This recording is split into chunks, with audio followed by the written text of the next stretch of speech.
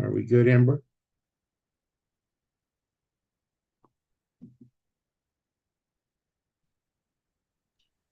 I'm checking the YouTube just to make sure it's Okay. streaming. It's a little slow. Did we get forms from Vacaville and Solano County and Fairfield on ballot measures today? Or All the ballot measure information I received, it was in the packet. okay. And yes, we are live. All right. Welcome, everyone. I apologize for the delay. We had some urgent business to deal with that we will discuss later on in the meeting. But I do want to welcome everyone, including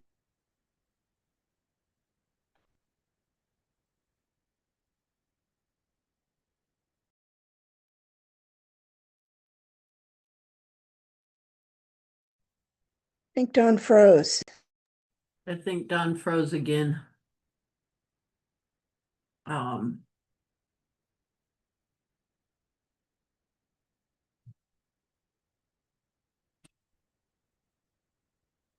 Okay.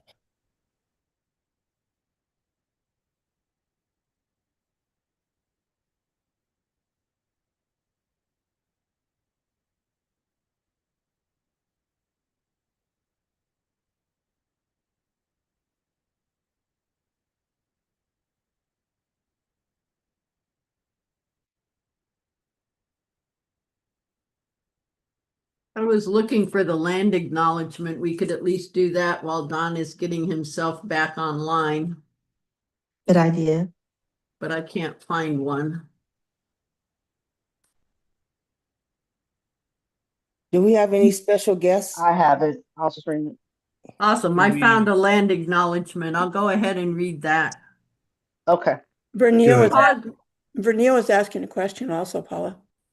And Dawn's back on. Okay, Don. Recording in progress. okay. Let me turn this down. All right. The guests that I saw were ones who are presenting on the ballot measures later on. So we can introduce them when the time is right. So Paula, if you want to try for the land acknowledgement.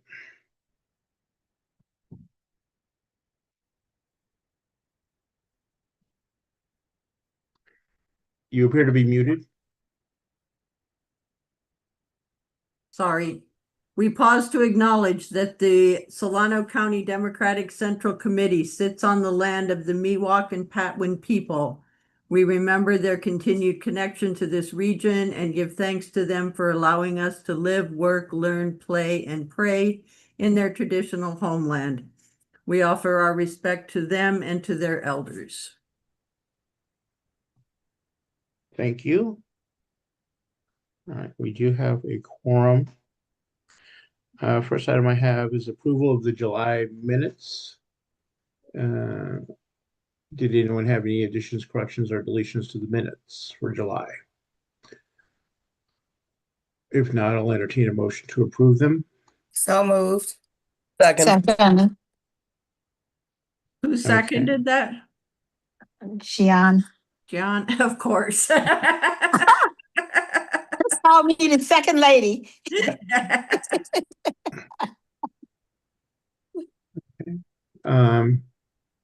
Please vote.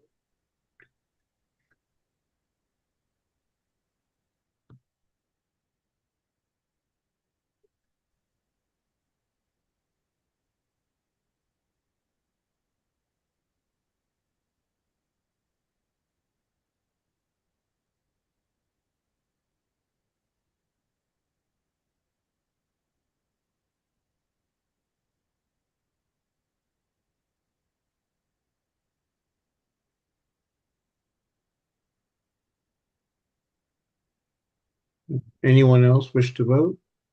Please vote. Anyone else wish to vote? Please vote. Otherwise, I think we're able to call this. All right, next, because Paula was very quick. Minutes for our August 22nd meeting. Any additions, questions, or deletions?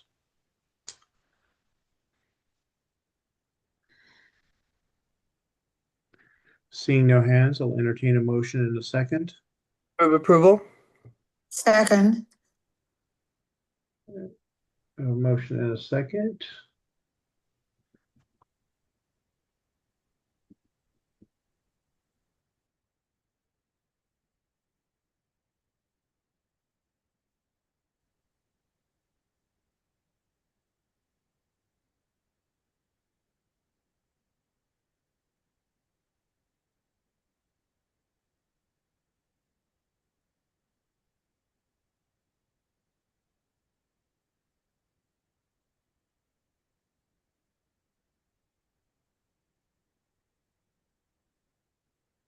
Vote early and often.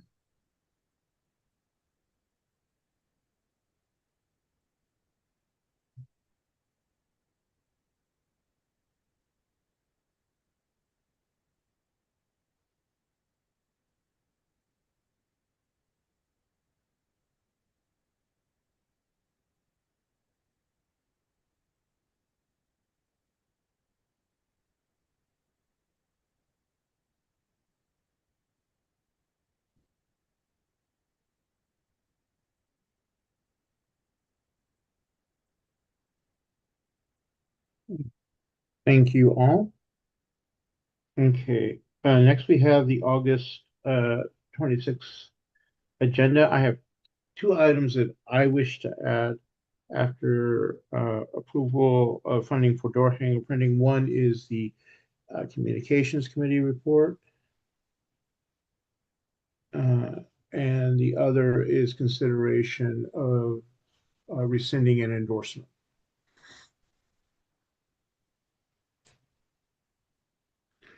So, does anyone have anything else they wish to add to the agenda?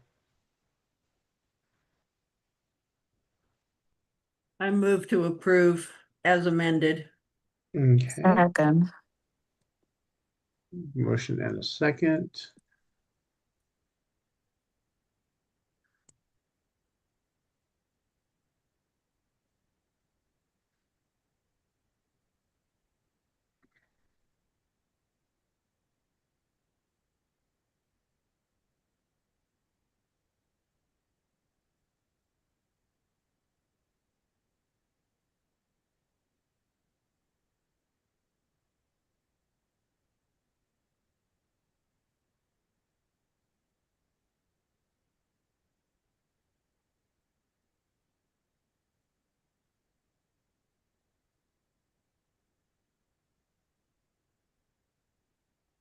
Right, I think we're probably got those who are eligible to vote.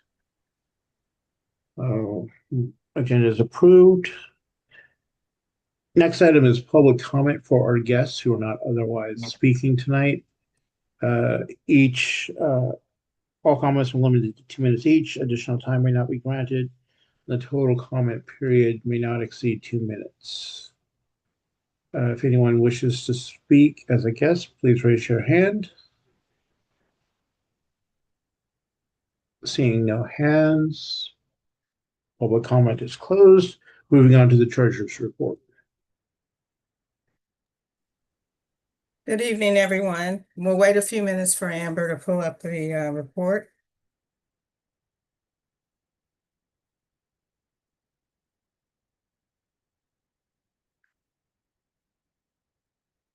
There it is. Okay, so August 2026, we'll start with our federal account, which had a balance of $14,665.75. Looking at our credits, a contribution of $25 there.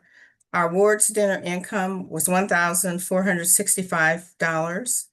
Allocation transfer of $601.43 from the state account. Going on to our debits, River City Business Services, $587.75. our backup accounting services.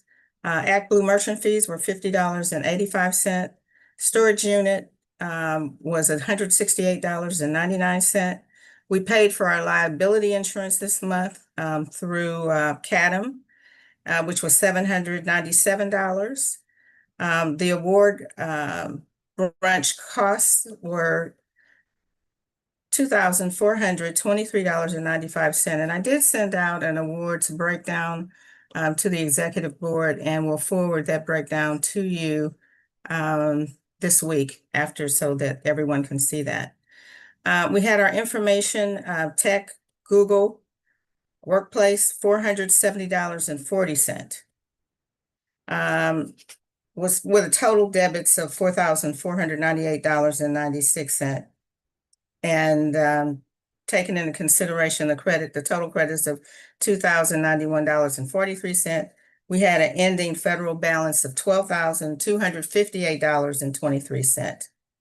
Moving on to the state account, we had contributions of $152, a awards brunch income of $400, awards brunch contributions of $300, and dues income of $40. Total credits of $892. Looking at our expenses, ActBlue merchant fees, $23.42. Allocation transfer to the federal account of $601.43. Brought our total debt at our total expenses $624.84. The state ending balance was $5,974, 68 cents. Total federal and state accounts yield $18,232.91. So are there any questions regarding the report? Paula? Yeah, so has everybody paid their dues? We still have some outliers, and we can actually attend to that with a reminder. Because per the bylaws, if they're not paid by now, they can't vote. Yeah, we had some pay at the late so that they could vote. So but we do still have some outliers who won't be able to vote if they haven't paid. So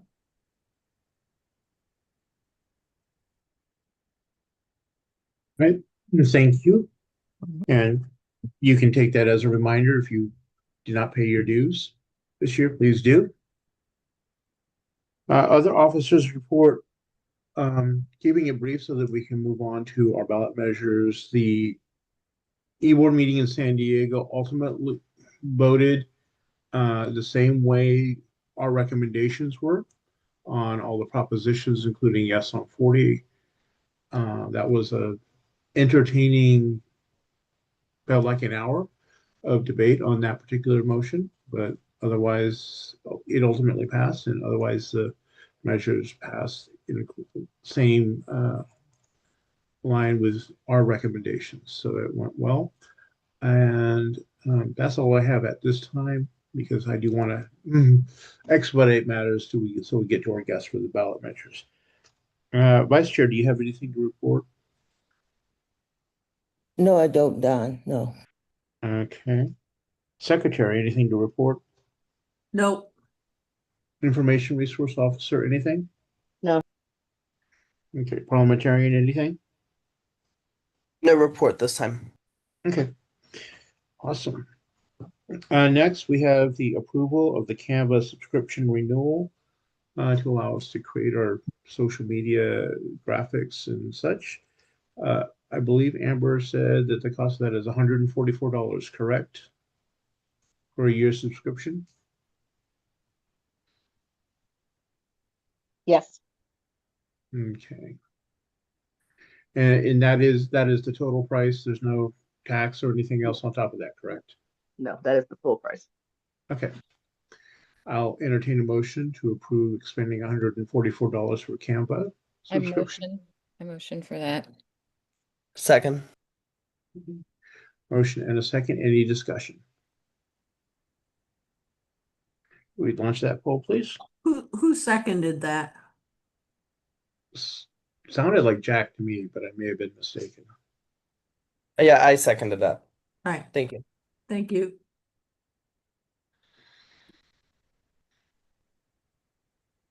By the way, if you're a guest and a non-voting member, you don't need to select abstain, just don't vote in the polls at all.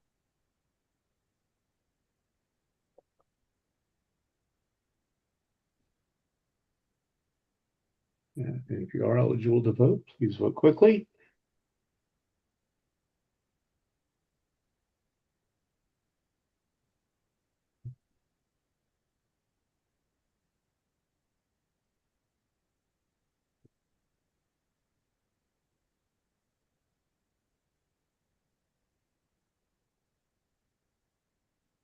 All right, thank you, everyone, for voting. We will move on to the ballot measures that have submitted their questionnaires for this evening. And I'm going to ask, while I'm getting ready to call our first person, I'm going to ask Amber to go ahead. When you have the opportunity, please send out the ballot for people so they have it in front of them. I will do. Thank you. Oops, that's at 49. Next, first item I have is Measure U, Dixon Unified School District Bond, which is $49 million school bond, if my memory is correct. Helene, I believe you were our presenter for this. That is correct. Thank All you. right, let me pull up my timer.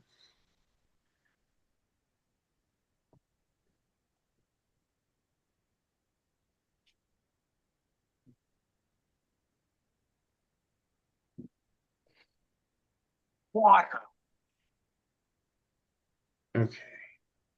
And because some of the measures we're hearing tonight are a little more complex, and I don't anticipate that many questions. 5 minutes for your presentation, followed by 5 minutes for questions from our members. And I will start the timer when you begin speaking. Great. Thank you, Don. I will actually keep this under 5 minutes since I know there's quite a few measures up tonight. Yeah, good evening, everyone. I'm here tonight to ask for your endorsement of Measure U. Over the last 4 years, we've worked incredibly hard to put Dixon Unified on stronger financial footing. But there's one challenge we simply cannot solve through our regular operating budget, and that's our aging schools. Across our 7 campuses, we've identified approximately $202 million in facility needs, roofs, plumbing and electrical systems, HVAC, aging classrooms and portables, safety and communication systems. And that, Measure U won't fix all of that, but it gives us $49 million, as Don mentioned, to start addressing some of our most critical needs. And here's a part that I think is actually incredibly important. Passing Measure U could also position Dixon to compete for Proposition 2 state matching funds. And so under the district's current estimate, the $49 million locally could potentially leverage nearly $80 million from the state. That's potentially almost $129 million invested back into our schools in Dixon, which gets us more than halfway there to completing all the necessary projects. For the average Dixon owner, Measure U is approximately $120 a year, with all funds staying local, citizen oversight, and independent audits. We've done the work to strengthen our district financially, which is great, but now we need to pivot and invest our time and money in schools where our kids walk into every day. I believe this is a responsible investment in our students, our schools, and our community. And again, I am asking for your endorsement of Measure U, and happy to answer any questions you all may have. Thank you.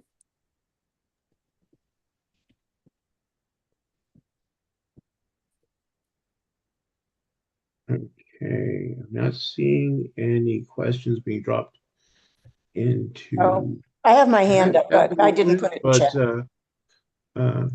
Go ahead, Michelle. Sorry about that.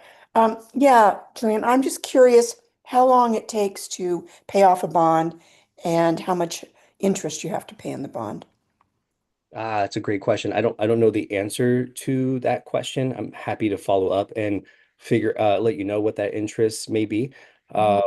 Since this is the last bond we got was in 2016, and before I became a board member. Last I saw, those dollars were fully committed and invested by about 2020, 2021, if I'm not mistaken. But yeah, it's it doesn't take long, and I promise you, $202 million, we'll burn through the 129 real quick if we're able to get those resources. No, I mean, it seems great to be able to leverage it and get a lot Yeah. of money. It's well thought out. I'm just kind of curious. That's all. Yeah. Yeah, our biggest pressure right now is the fact that, the funding that is in the state currently, it's one-time funds, right? That got allotted into a bucket. So first come, first serve. Oh, Uh, wow.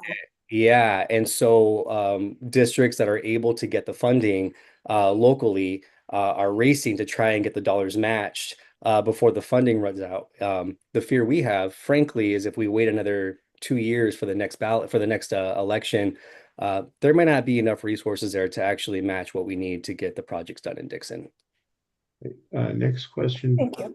is, how will the district prioritize spending? Yeah, I love this question. So about 2 years ago, we developed and adopted our first ever facilities master plan in the district. That facilities master plan was done by a third party. It was we did over, I want to say about over 24 community interviews and meetings to get insight from families, from students, from community partners. We've met with a whole host of folks. And from that audit, essentially, we produced a report. I think it's like over 200 pages long. In that report, it does say there, here are, I believe there's 3 tiers: tier 1, tier 2, tier 3. Here's our most pressing needs. Here's the second tier, at least that are less pressing needs. And our third is more of a, if we have a few bucks left over, can we fix these items as well? So the list is actually prioritized by the facilities master plan that was informed by our community and informed by a third party. To be fully transparent, we're coming up to the end of our 2-year cycle on this, and by law, we are required to update our facilities master plan. How the district didn't have one before is mind-boggling, but now that we have one, we understand it has to be revised every 2 years. So we will be doing that again. And what we're hoping to do is, instead of waiting until the springtime to initiate that process, assuming that this bond passes, and hopefully it does, we want to expedite that process sooner so that we can still see, does that list that we got 2 years ago still stick? Or are there other issues that have percolated since then that have now become a priority? But again, this is all community driven and provided to us through a third party. Okay. Not seeing any additional questions popping up. So apparently you did a great job at informing us. Oh, what is the ballot cutoff? Oh, sorry, that was a question for me, not for you. So I think we've covered all the questions.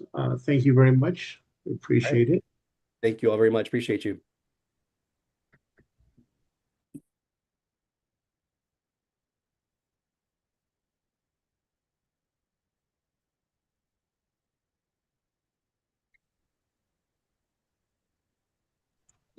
Next, we have Vagabond Measure V, which is a 1% sales tax. And I believe that Jeanette is kicking it off and then turning it over to some other speakers. So I'm going to call on Jeanette to take the spotlight first. All And right. usual spiel, 5 minutes set aside for your remarks, and then we'll start when you begin speaking.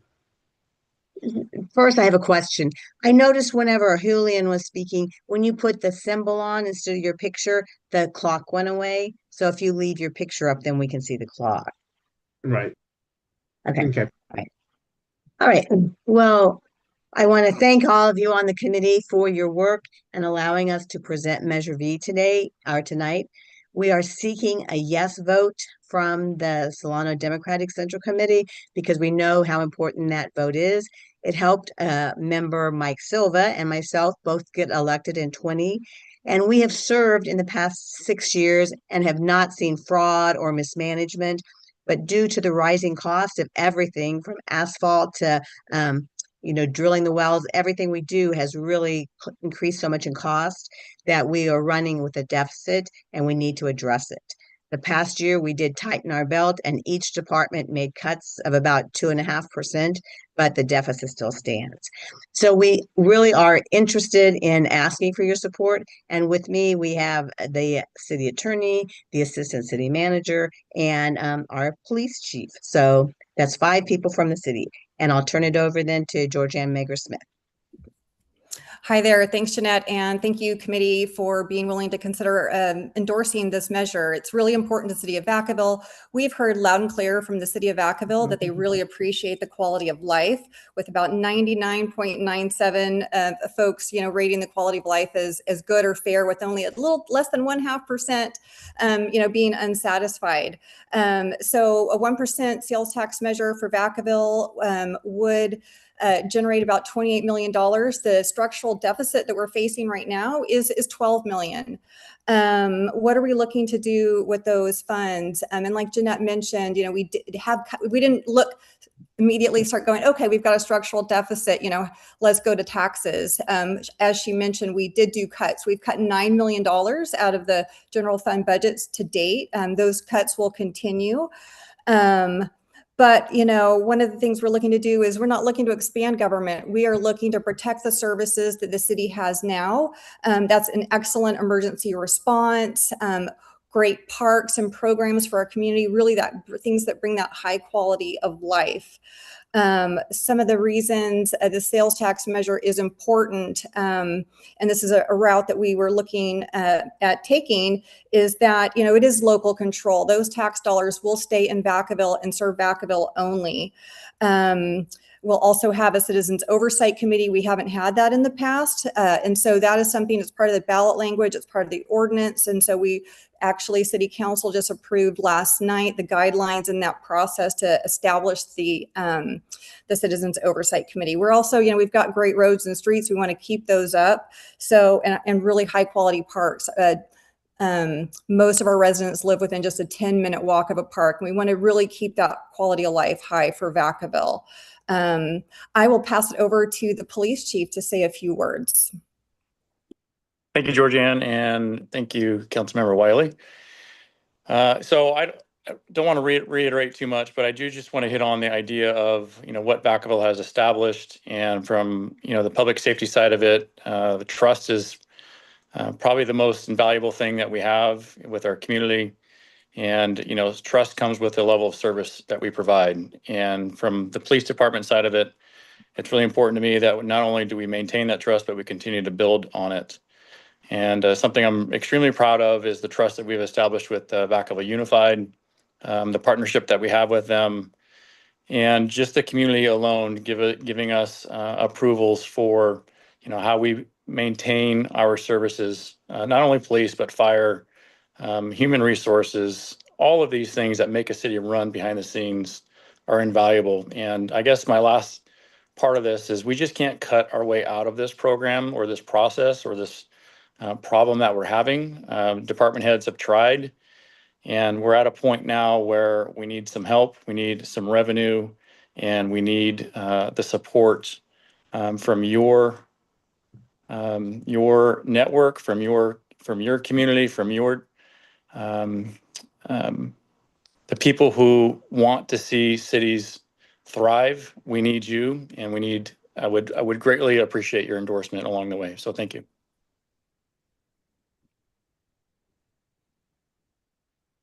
Okay, if that's all the presentation, let me reset for questions.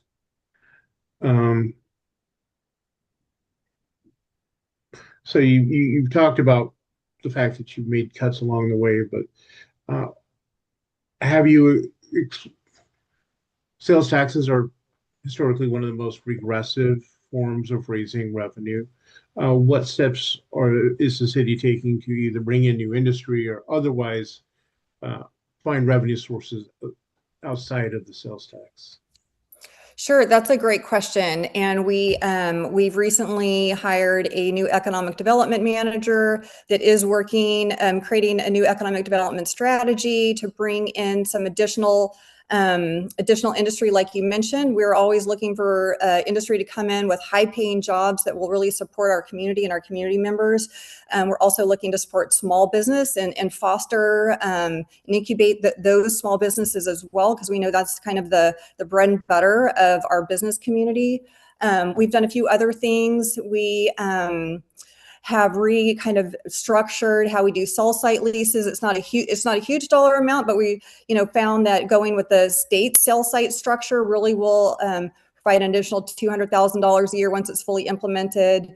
We've restructured how we handle credit card processing fees. So we're kind of looking anywhere and everywhere for how to hit things from both sides, whether it's cuts, streamlining, but also looking for new ways for revenue as well.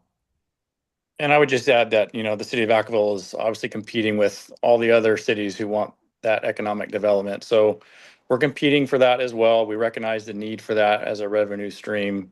This is a 1 cent sales tax. Just for a comparison, if you buy a pair of shoes at the outlets and you buy $100 pair of shoes, your current payment is $108.13, and we're asking with the sales tax measure, if it's passed, to go to $109.13. So that's the impact to the consumer. So that's what we're seeking. One more quick comment on that, if I can. Vacaville does have the lowest sales tax in Solano County right now. So a 1 cent sales tax really just puts us in line with almost every other community. And we're even still on the lower end of that. So based on those numbers, it's answering the question, Chad. That's about a 9 1/8 cent sales tax if it passes. So next question, what examples are there to show that Vacaville has ensured equitable investment for all Vacaville residents?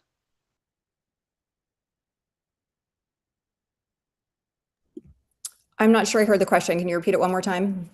The question is, what example has Vacaville ensured equitable investment to all Vacaville residents?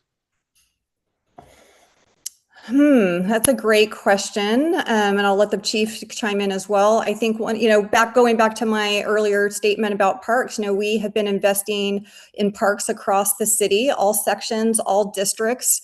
We've improved parks in all of those areas. We've, just opened Trower Park, which is a beautiful, remodeled park. So we've done that in every district, really trying to make sure we are investing in all areas of the city. Our police department has and fire departments have amazing response times. That's throughout the city as well. So we are really looking to, address all aspects of life and areas of the community. And one of the things we're also doing is we've really been working on transparency and sharing all the work that the city is doing with the public in a variety of ways and a variety of different formats that most, is helpful to them, different languages, whatnot. So really trying to meet the community where they are. Yeah, I would just add, our council is, they do a very good job of trying to distribute whatever funds are available to them across the city. And of course, there's some disagreements along the way, but I will say, from the equitable side of it, I do see a lot of improvements across the entire city, whether it's our roads, whether it's our parks, whether it's our public safety.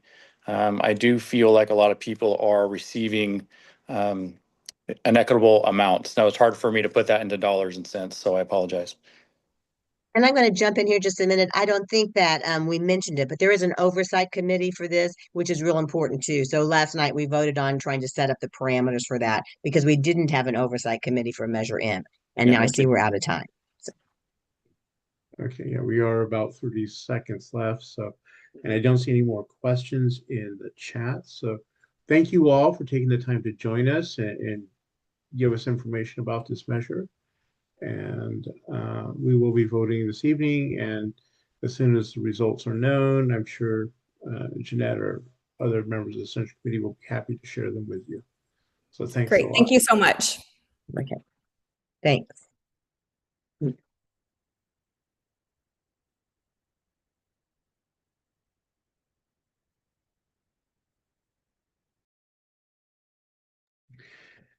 Okay. The next item I have actually three measures from the city of Benicia. I have them separated into two, but we'll let the presenter decide whether he wants to put them all together or not. The first item is Measure X, City of Benicia Business License Tax Modernization, and we have the mayor with us to present. So if we can spotlight Steve Young, and you have him ready to go. Thank you, Don. I can't see myself, so I trust that I am visible to at least the rest of you. Yes. So we've got three measures. This is, of course, all tied to a economic revitalization strategy that the city is pursuing, having to do, connected to the closure of Valero. And we sort of have a three-legged stool that we're trying to work here. One is to cut city costs, and we've done that by consolidating departments and laying off staff, and we've actually down to we've got fewer employees now than we had 10 years ago. The other part is growth, and we have a number of housing developments in the works that are likely to move forward, and that will provide a lot more people to our community. But we all know that growth alone doesn't pay for itself. And so the third one is revenue measures. And the business license modernization tax, the business license in Benicia hasn't been updated since 2004. And it used to be based on headcount as opposed to revenues. And that had the perverse situation, and it also had a cap on it. So the result was that Valero ended up paying the same business license as a restaurant on First Street, which was just crazy in itself, but that's the way it was. What we're trying to, and the other thing that came up is that the way the revenue or the business license tax read was that anybody who earned $1 in Benicia was supposed to have a business license. And we have this company who chases sales tax and other kinds of taxes for us, and they were pretty aggressive in going after all these very small businesses, art galleries, where the artists who were part of the galleries maybe sold, for most of them, it was a hobby, not a money maker. And they might sell a painting or two a year, but we expected them to have a business license. A musician who came in and played at Luca's maybe only once a year. They were making money in Benicia. They were supposed to have a business license. It was just crazy on its face. So one of the things that the council decided is we need to sort of rewrite this so that small businesses would not pay any kind of a business license. So that's part of the business license, is to remove the requirement. If you have a business that earns under $100,000 a year, you would not be required to have any kind of a business license. And there are nearly 1,900 businesses in Benicia that would apply to. So that's one part of the business license.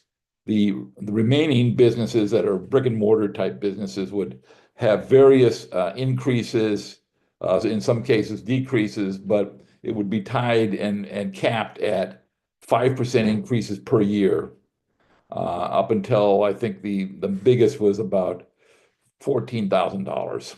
But that's still below what a lot of other businesses charge.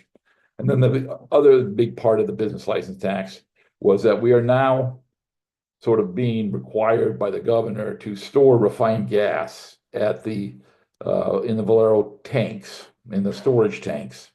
And this is not something we asked for. It's not something that Valero asked for, but the governor thought it was necessary to keep supply up. So now refined gas is being brought into Benicia on tankers and then put into a pipeline, the Kinder Morgan pipeline, some of which goes to Travis, some of which goes to other gas stations throughout the Bay Area and other refineries. So this tax would put a 3% tax on on refined gas going into storage. We don't expect this to last a long time. We're hoping that this might last only 3 to 5 years, which is how long it will probably take to start the redevelopment of the Valero site.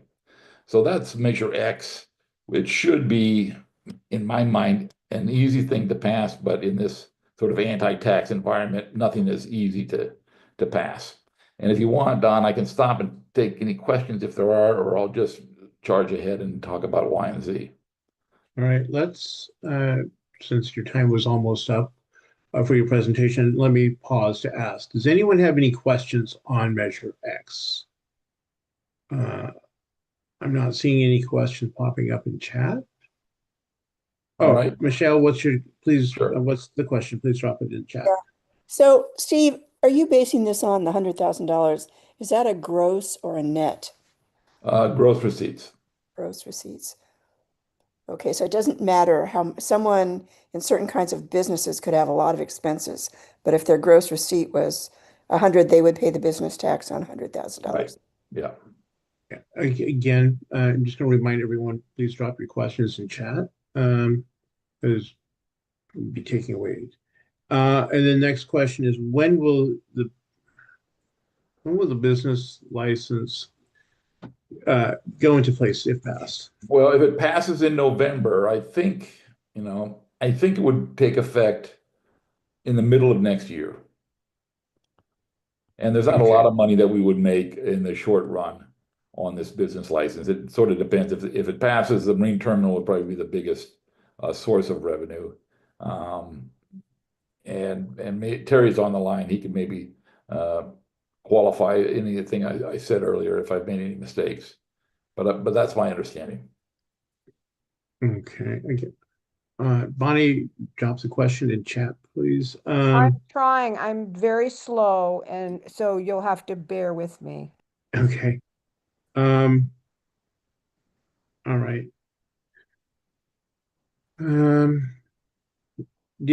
While you're typing, let me see.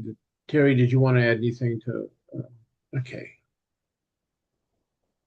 All right.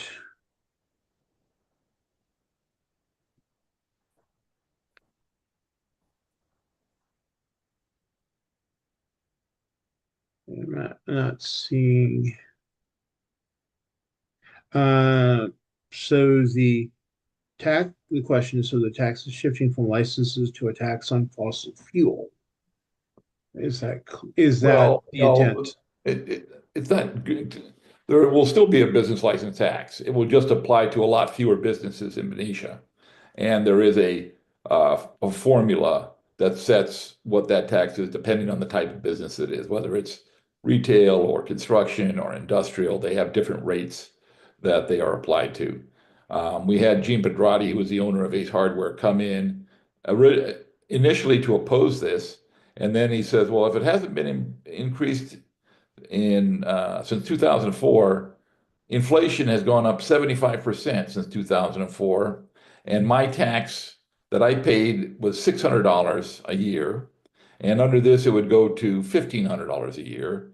And I think that's more than reasonable. And so he switched around and now he's supporting it and is willing to actually help pay for a committee that's pushing for all these taxes, as well as have his quote used in our literature.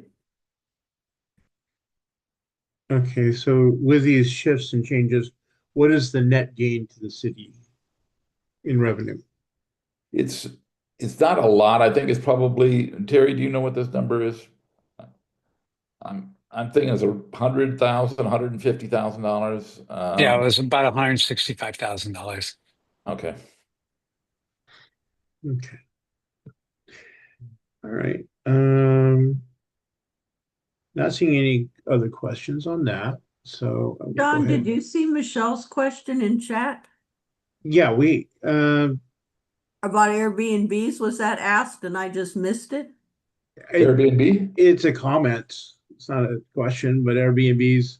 Oh, sorry. It is a question. I did see it's would they, not they would. Would Airbnbs pay a business license tax on top of their other tax?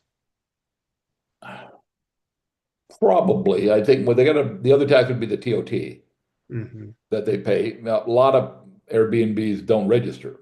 And so part of our challenge is to find them. And that's why we have this company that sort of chases them down to see if they are in fact paying their TOT.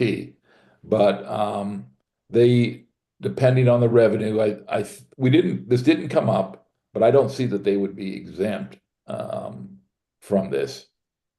Terry, is that your understanding also? Yeah, the TOT would cover it because we increased the TOT, and they would probably make under $100,000, so wouldn't cover it. Okay. All right, with that, we will be moving on to measures Y and Z, which are the approval of a city charter and a real property transfer tax. Right. So these two go together. Only charter cities can institute a real property transfer tax. We are not a charter city. So the first part of this is to get the voters to approve what's known as a skinny charter, a very limited charter that would apply only for the purpose of implementing a real estate property transfer tax. And we were very precise in the language we put on the ballot that tried to make it extremely clear that this was a single topic, single issue purpose for the charter.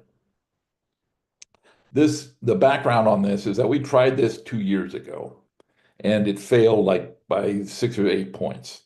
And that measure applied to all properties in Benicia. And this transfer tax is very different. I talked earlier about all the development that we expect to happen at Rose Estates, which is a Casino project, as well as the Valero site itself, where Signature Properties is going to be developing housing in the buffer zone. And we've got another couple of projects that are online to come online. The new proposal says that anybody who owns a house that was built before 2027 and that sells for less than $2 million would be exempt. There were only 3 houses in all of Benicia that sold for more than $2 million last year. So it's a very small group of existing homeowners who would end up paying this. And of course, this is a one-time tax. It's a closing cost, and it only applies when you sell your house. So what we're really trying to do is get the new home buyers who are moving into Rose Estates, who are moving into the Signature Properties, and they would pay that extra fee, which is actually pretty low. It's $4. It's 0.4%. So 0.4% of the sale price. On a $2 million house, that's $8,000.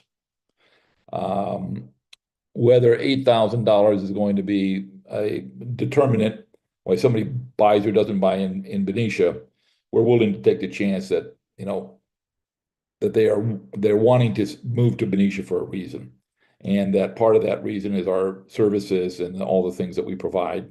And this is basically a way of buying into that, and you can look at it as an entrance tax rather than an exit tax.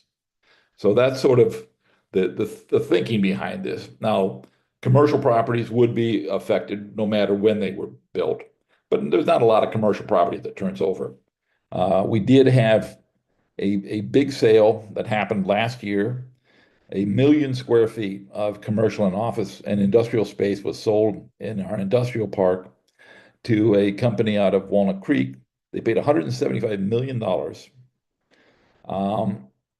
The city manager sat down with them after they made the purchase just to sort of welcome them to town. And in talking about it, the guy from Blue Rise Ventures, which is the company, said, "Oh, well, you must be happy about the sale because you got a lot of money for a transfer tax." And he says, "Well, actually, we don't have a transfer tax." And he goes, "Oh, really?" And Mario says, "Well, had we had one, would that have made a difference in your decision to buy all this stuff?" And he goes, "Of course not.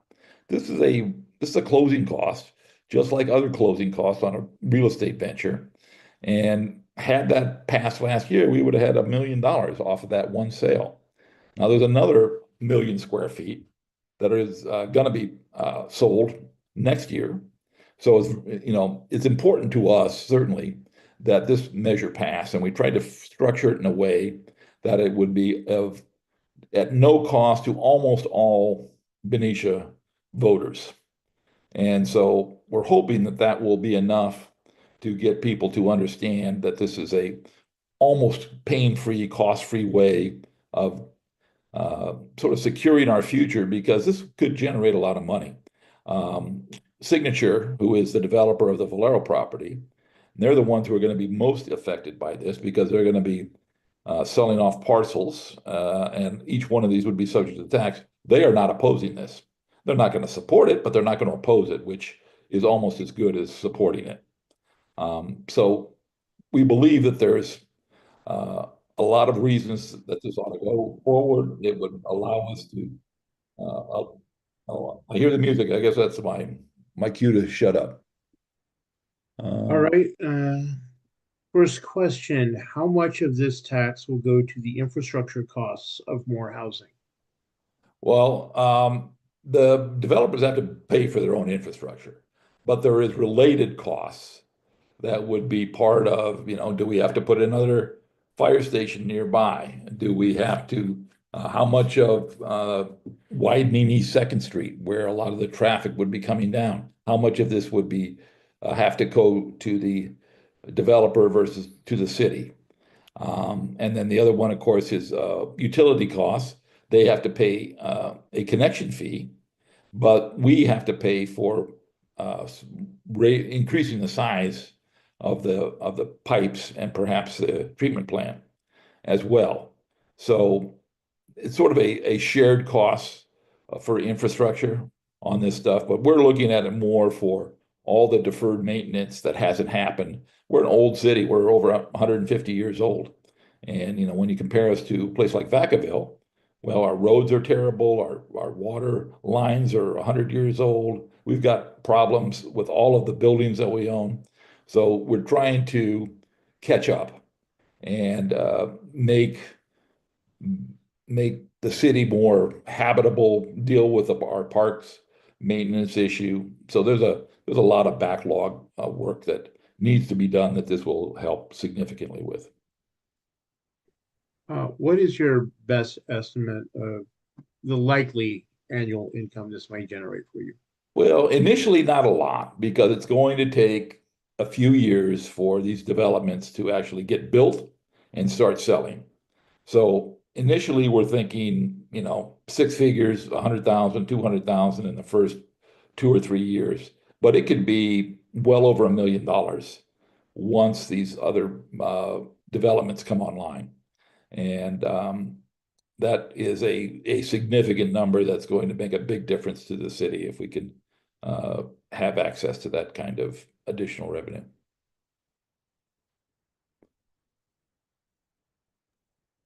All right, I don't see anything that's a question for tonight. So raise in chat. So I want to thank you for joining us. And thank you, Don. Thank you for everybody, and we would appreciate your support on this. And it's on the ballot, so it's going to go forward. But having the Democratic Party behind it would certainly help and show up on your mailers and everything else. So thank you for the opportunity. All right, thank you, everyone. And just for everyone's edification, we did invite the listed opponents for these measures, as well as the others on the ballot, to appear. None of them responded. So, they had their chance to say why these were bad. With that, that's the end of our ballot measure endorsement presenters who have submitted their information tonight. I'm correct in that, Amber, right? There was no other submissions? Right. Okay. So the ballot either has gone out or will go out momentarily. For you to vote, voting will be open until 9 o'clock. So please fill out your ballot on the ballot measures.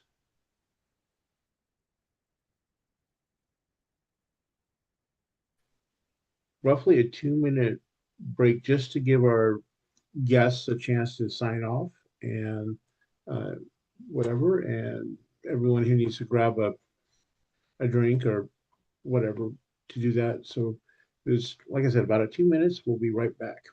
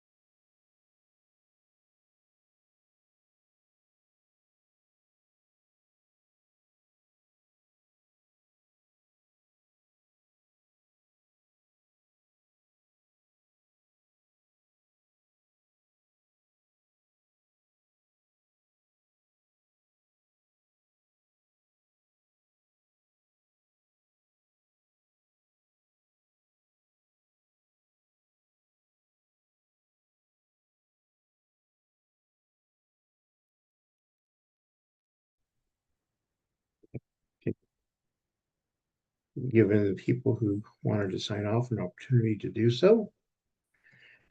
So next item I have on our agenda is approval of funding for the printing of our door hangers.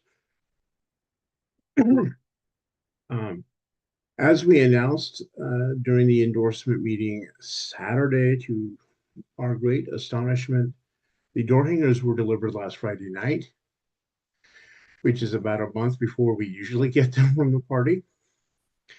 So once we conclude our endorsements, we'll be ready to print our local endorsements on them and then have them ready for distribution.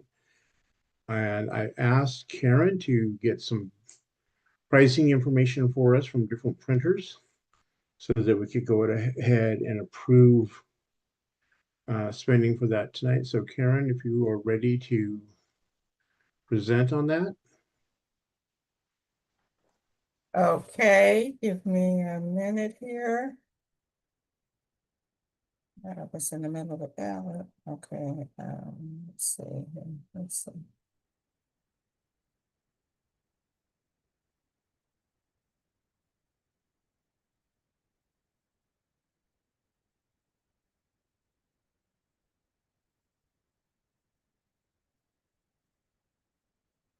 Sorry, I was at the ballot pulled up, so I didn't have this one down.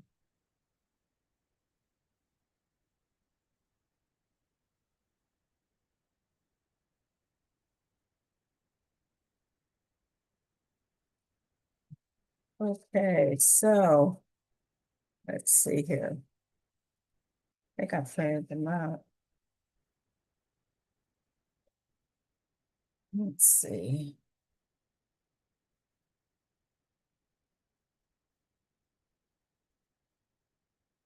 All right, so we submitted bids to Christina Gutierrez.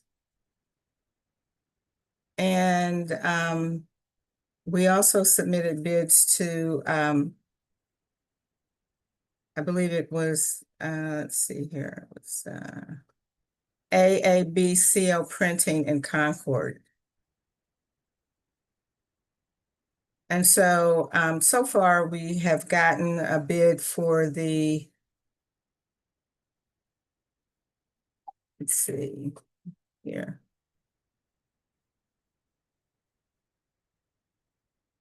For all of for the printing, and it was suggested, Don suggested that we do it in 3 printings. So for the total of 42,000 door hangers. All right.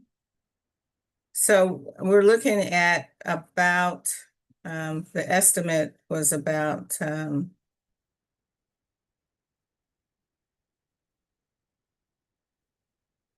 total print estimate looked like it was going to be around $1,300. We got one for $1,295.88, and then we got a bid from Christina Gutierrez, Jay's Printing up in Sacramento. But she didn't actually understand she thought we were talking about printing the whole ballot as opposed to just printing the lower part of it. And I didn't get anything back from her. So that's where we are right now. Don. Okay. So we have one responsive bid of 1,300. Okay. And I was awaiting another one. I mean, we sent one also to another printer in Sacramento, but we haven't gotten their reply yet. So, but I'm thinking that we're looking anywhere between $1,300 and maybe $1,700. Paula, you got a question? Sorry. Yeah, do you know what we paid last time and who we paid it to? And was it for about the same number, 42,000 door hangers? Okay. So last year, I think we had Concord do it. And we had the Concord printer do it. And let's see. Isn't that who this 1,300 bid is from, is the Concord people? Yeah, yeah. So it was around that. I know we had to go back a couple of times, but I think it was close to that. It wasn't much more than that. I don't have the bill right in front of me, but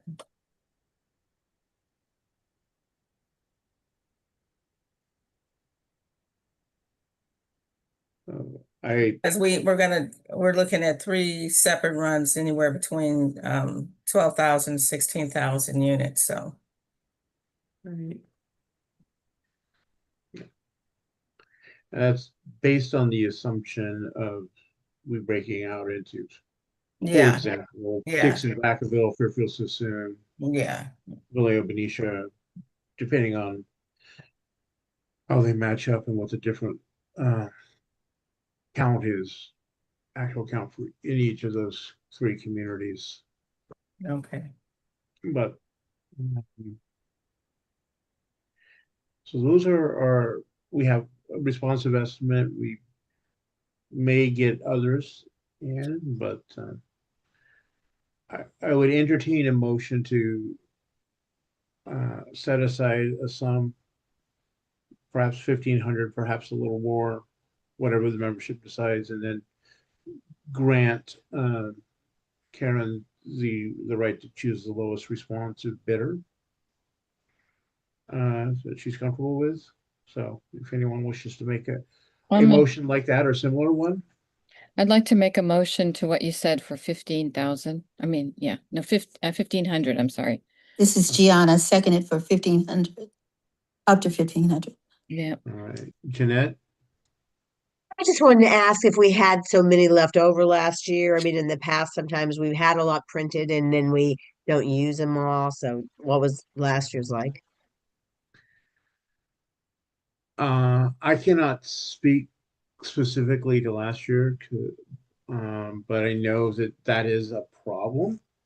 But in part, it depends on our candidates, being willing to actually move them themselves. We've had in the past some candidates haven't wanted to make the drive from Benicia to Vallejo or vice versa, or from Vacaville to Fairfield or whatever to pick them up. So it's in part dependent on our candidates making use of them. The 42,000 was an estimate based on likely Democratic households, and then cutting that back actually some to. Okay, thanks. So honest, when we endorsed in every race, or most of our races, so we needed them. Amber. Yes, I just wanted to say something, speak to Jeanette's question really quickly. I believe when you say last year, you're referring to 2024, right? Right. Right. So in 2024, there wasn't a supervisor race in general. And this time there is. So we got to take that into consideration. And I think Mike's on this call, and I know Mike plans to really hit the pavement. So, Okay. All right, thanks.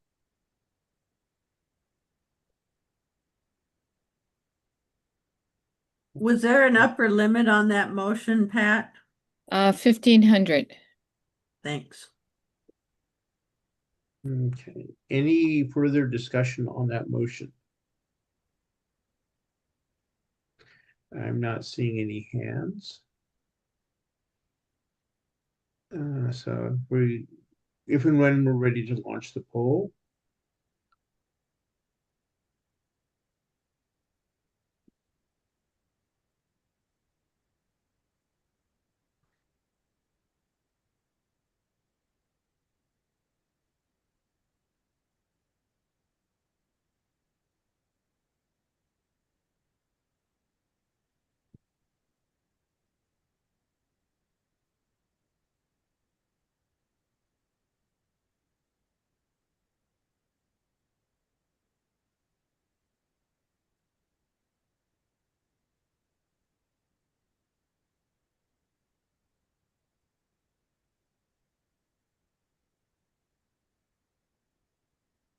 Okay, I think it looks like everyone who's up, almost everyone who's eligible to vote has voted, but Yeah, let's see. all right, and that motion is approved. Thank you, everyone. We look forward to having those door hangers ready to go sooner rather than later. And I appreciate that motion. Next item we have is the Communications Committee report. So, Michelle. Yep. Well, so what I was going to talk about was SB 954, which is the cleanup bill for SB 131, which kind of gutted CEQA and allows advanced manufacturing. But the Board of, and then that's sort of entwined with California Forever. And there was a big event yesterday, a meeting about should we proceed with the trailer bill language to bypass a current CEQA report and for California Forever. So that was really quite interesting. It didn't pass because I think the supervisors were quite balanced. They want to hear from everyone. They didn't think they had enough time to read the bill. So apparently, the governor might still try to push it through, kind of hoping he doesn't. But that would give us a few more months for people in the county to weigh in on this. So a lot of work was done by the committee to send out notices for this, so people knew it was happening. So, to sort of have people be aware of the issues. And so I think that was pretty good. So that's my part of this. Does anyone have any questions about that? Okay. The next thing then is, There was a hand from Bonnie first. oh, I didn't see it, sorry. Yeah, first of all, on SB 954, it did pass the assembly today.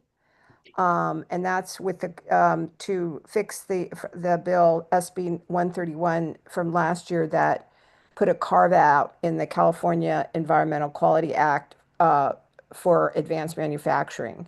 It actually passed assembly. So to move to the Senate, one action I wanted to ask people to do is please reach out to Senator Cabalden, ask him to vote. He did not vote on it the last round when it was in the Senate.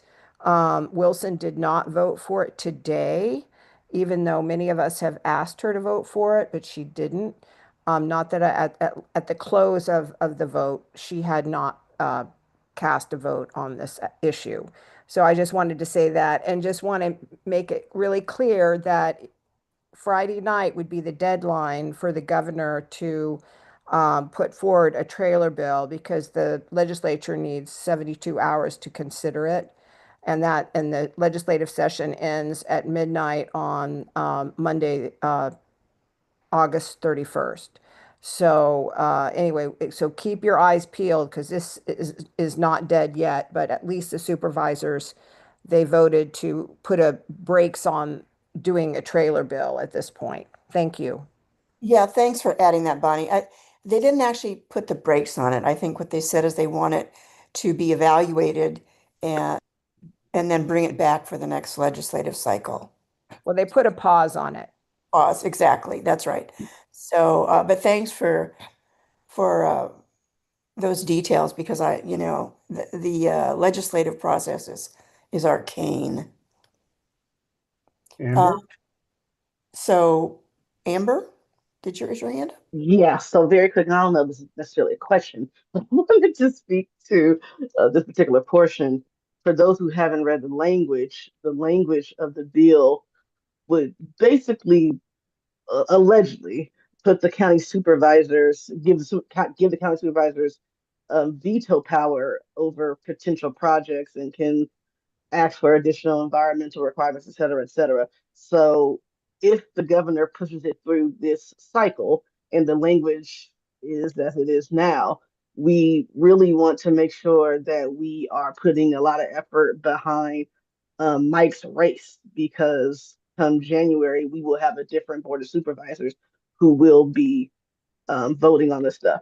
If it doesn't go through and it comes back for the next legislative session, we also will have a new board who will be in potentially new assignments. So who might be on that ad hoc committee might change as well. So I just want us to keep that in mind when we are putting our efforts towards, helping our endorsed candidates. Yeah, that's great. I mean, it's the future of Solano County, right, that we're talking about.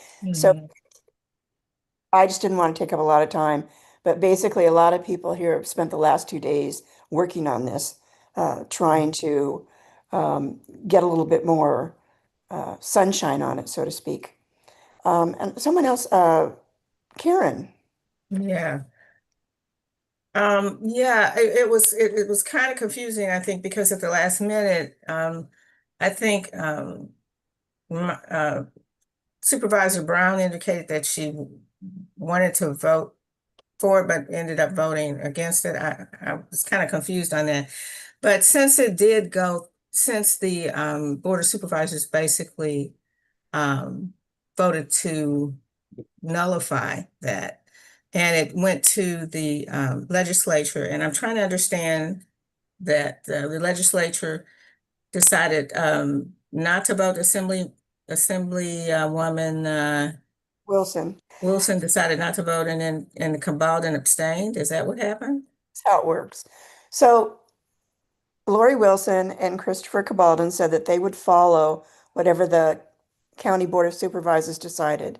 So the Board of Supervisors had the language of the bill, and they were basically tasked with saying, yes, this will work for us, or no, it won't. And Wilson and Cabaldon had said if the Board of Supervisors says no, that they would not introduce it as a trailer bill for this legislative session. However, so I mean, it would have to wait. Right. So the Board of Supervisors didn't vote for it, but the governor is upset, and he's probably going to push the head of the Assembly and the Senate to try to get someone to carry it. He might try to do that. We don't know. So that's what people are kind of waiting for with bated breath. It's like, how a lot of people are saying basically Newsom's pushing this because he wants the money from those billionaires for when he runs for president. And so poor little Solano County just kind of got stuck in this whatever. Does that anyway? So we won't know, but you know what? I see that Slater's hand is up, and he knows about this process a lot better than I do. So I'm going to let him speak to this. Slater, you're still mute. There you go. Slater, you're muted. Oh, thanks. I just said through the chair. Don, is that all right? Go ahead. All right. I just wanted to add too that Governor Newsom was in Vallejo today making an announcement about a Jobs First initiative and a multi-million-dollar award to Cal Poly Maritime and the Working Waterfront Coalition and the Solano EDC. And he actually had a press conference at the tail end of the announcement and was asked directly. I mean, the first 6 questions that were posed to him by the media were all about California Forever and the decision by the supervisors.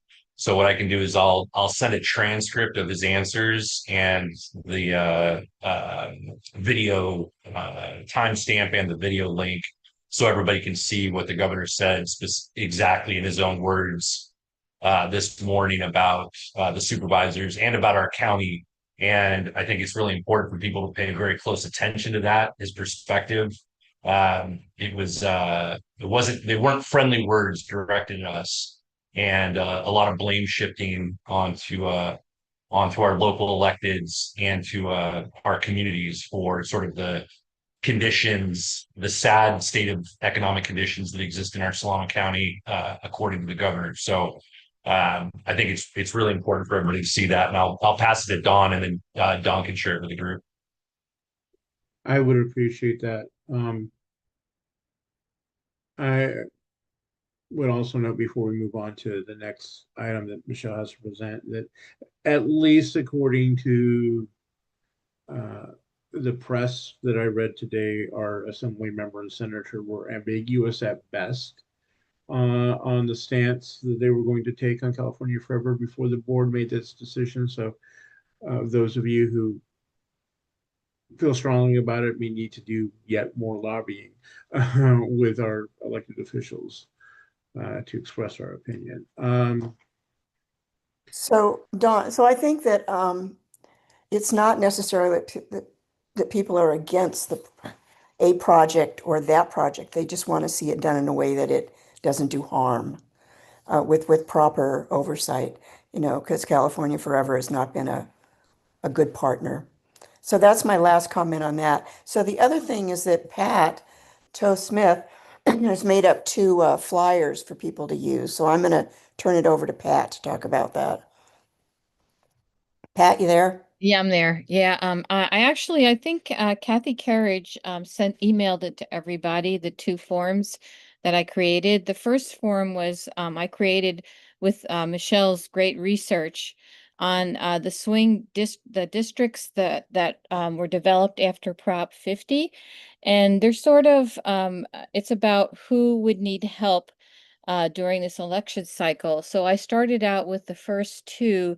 I don't have it in front of me, so I'm sorry I can't mention who they are, but I know one is Marnix Van Wilpert, that's down by San Diego. And the other is he's running against, I think it's over, Michelle, maybe you remember, I'm not sure, but Villegas, and he was yeah, those were the two that needed the most support. And I'm actually doing postcards right now for this Marnix Van Wilpert to register new voters for that area. And that is one of the things they had on their website to do. So I listed their websites. They could use donations because right now people are they're getting their ads together and their materials for the cycle.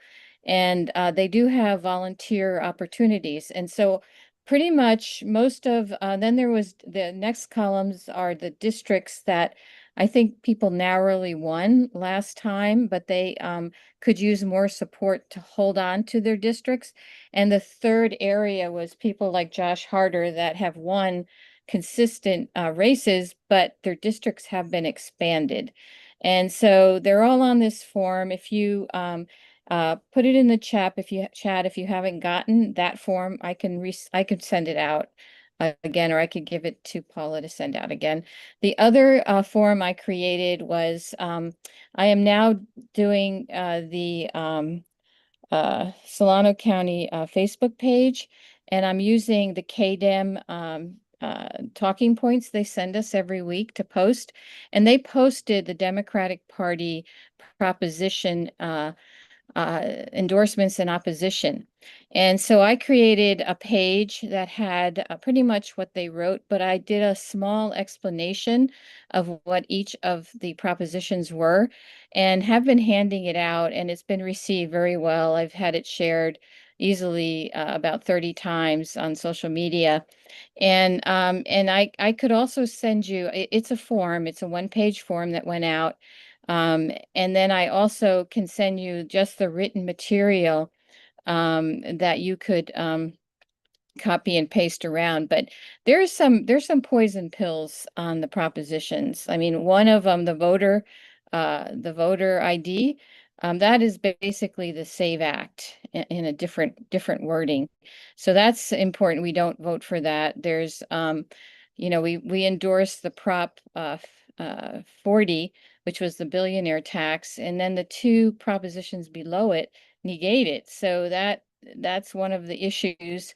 And then the last one, one of the other ones that's there's one that's for 2/3 for putting new tax measures on the that would require the California party to vote 2/3 for any, or even the public to vote 2/3 if there's a measure in their town.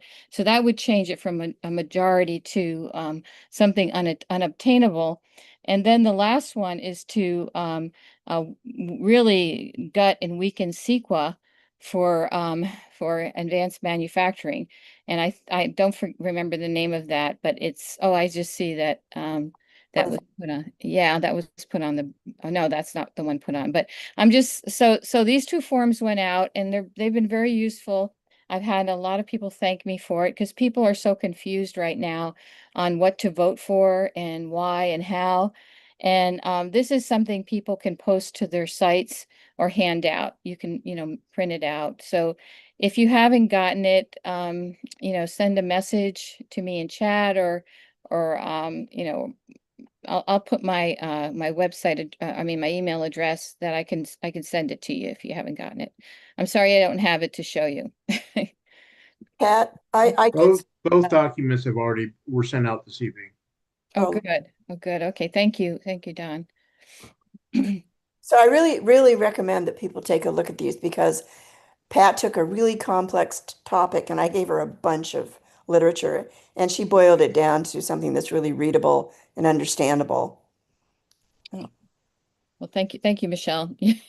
You do incredible research. I'm just going to say that.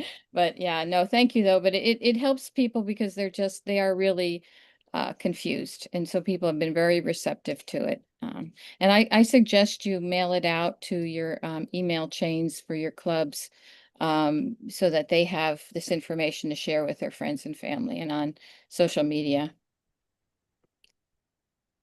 Great.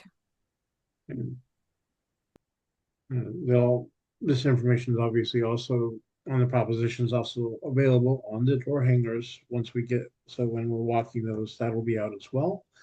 And social media, for those of you who don't follow the state party's social media, I would encourage you to do so, as well as ours, because they are putting out quite a bit of content on these issues.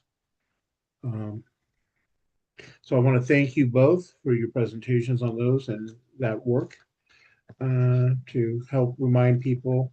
I think we've been talking about these same districts in various iterations for the last 3 or 4 cycles as we've fought to win with our frontline congressmen and then defend them, and then with Prop 50 that all of you put in such hard work last year to pass, and the new opportunities to expand the Democratic bench here in California.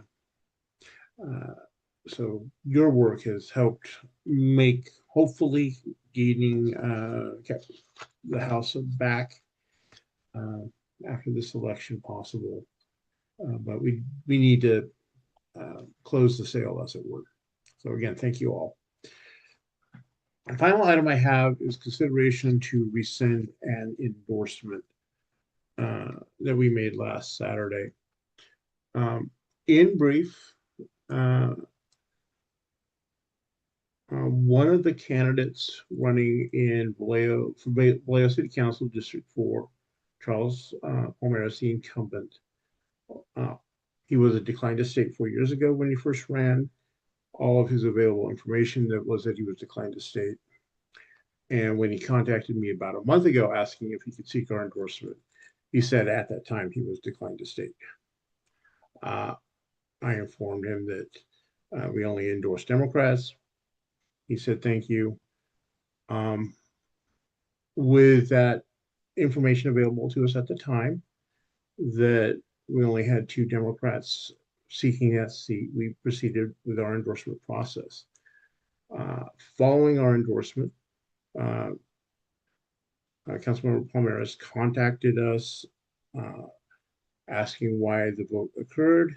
Apparently, in the intervening time, he had changed his registration to Democrat and was under the impression that he could submit his questionnaire as late as today to seek our endorsement. When he contacted, I basically responded that we went with those who were known to us to be Democrats and proceeded. And since we had heard from both of the candidates we need to be Democrat, we voted. So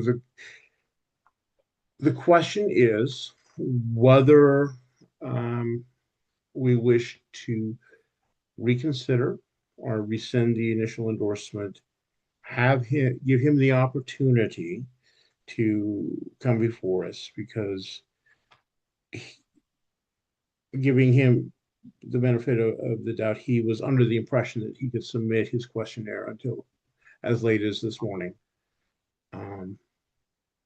and seek our endorsement this coming Saturday. Or we go with the fact that we have made our endorsement based on the people who were known to us and identified to us as Democrats at the time we acted. It is, I will also say, before we open it up for discussion, that he has also contacted the Vallejo Times Herald and complaining about our process. So we will be discussing that with them. And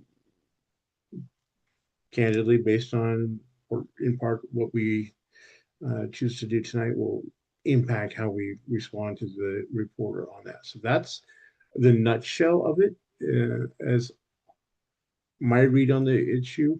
So I want to throw it to the members to discuss, and what actions would you like us to take?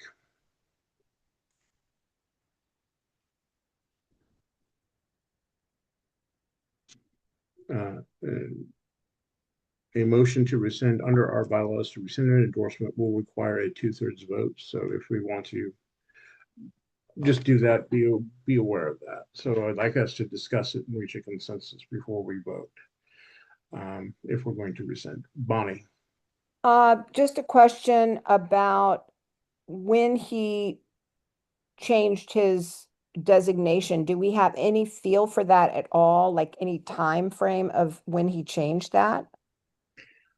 I do not have that specific information.